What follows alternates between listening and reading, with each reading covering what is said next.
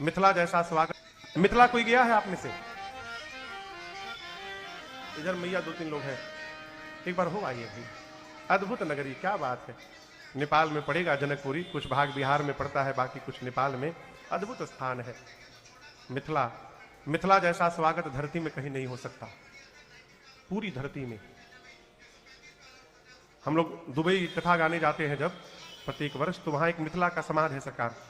तो सीताराम विवाह के दिन वही लोग यजमान रहते हैं, और विवाह के अगले दिन फिर हम लोग पूरी मंडली उन लोग के घर भोजन करने जाते हैं। तो किसी वर्ष किसी के घर चले जाते हैं, वहीं सारे लोग एकत्रित होते हैं। किसी वर्ष किसी घर चले जाते हैं, तो आपको बताऊं ये स्थिति रहती है। एक साल तो विवाह के दिन वो सारे लोग यजमान थे, तो होटल में हम लोग रहते हैं, वहीं कथा होती है होटल में।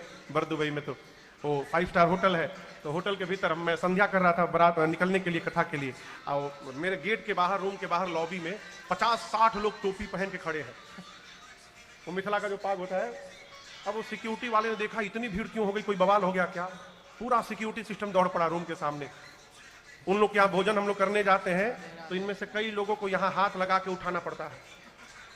हाँ, भोजन के बाद कम से कम बाबूजी 50 आइटम रहता है भोजन में, 50 आइटम। हम एक बार, हमारे एक परिचित है मिथिला के, पटना में, उनके घर चले गए भोजन करने। 1 घंटे में मैं बोला कि मैं आ रहा हूं भैया, तो बोले महाराज दोपहर का भोजन फिर यहीं करिए। विनय थे, हम थे, बड़े भैया थे। 1 घंटे के अंतर में हम पहुंचे। टेबल पर भोजन आया, थाली में 8-9 कटोरी थी, और थाली के बाहर 25 कटोरी, और सब में अलग अलग आइटम। अब हम तो देखें भोजन, बोले इतना हमको खाना है। और वो जो भैया थे मनोज झा जी, हाथ जोड़ के खड़े हो गए, बोले महाराज क्षमा करिएगा महाराज, जल्दी जल्दी में कुछ बना नहीं पाए, हमें टाइम नहीं मिल पाया। हमारे यहाँ तो नियम महाराज 108 कटोरी रखने का है, लेकिन जल्दी जल्दी में 25 ही कटोरी बना पाए। ऐसा भाव। एक बार समय मिले तो मिथिला हो आइए।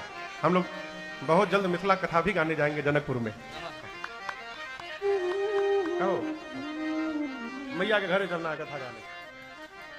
ऐसे जाते तो रहते ही हैं साल में एक, तो जनकपुर नहीं गए कथा गाने।